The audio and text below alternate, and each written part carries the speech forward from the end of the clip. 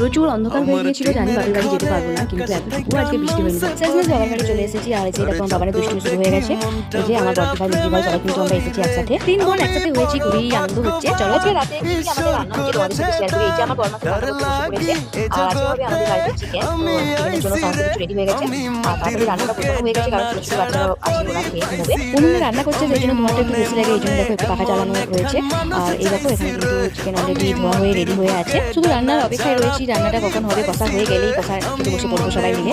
আর এই দেখো এখানে কিন্তু 3টি ইলিশ মাছ রয়েছে, 3 জামাইয়ের জন্য ইলিশ মাছ ভেজে দেওয়া হবে গরম গরম। তারপর আমরা চলে এসেছি মিষ্টি খেতে, দিদি ভাইরা কালো জাম মিষ্টি নিয়ে এসেছিল। আমরা তো 3 বোন মিলে মিষ্টি খেতে বসে পড়েছি, আর ওদিকে 3 জামাই মিলে রান্না করছি। এই দেখো বন্ধুরা, প্রায় কষা কিন্তু কমপ্লিট হয়ে গেছে। আর কষা কমপ্লিট হয়ে যাওয়া মানে আমার আবার একটু বিশাল লোভ লাগে, তো সেই জন্য বসে পড়েছি। এবারে কোন কোন পিসটা তুলবো, মানে কোন কোন পিসটা তুললে খেতে ভালো লাগবে। তো চলো, কষা খেতেই কিন্তু ভালো লাগে, তাই আমরা কষায় কিন্তু অনেকটাই চিকেন তুলে নিয়েছিলাম। আর সবাই মিলে 3 জামাই বউ, তারপরে 4টা ঝেয়ারি, সবাই মিলে বসে বসে খেয়েছিলাম, বেশ আনন্দ হয়েছে।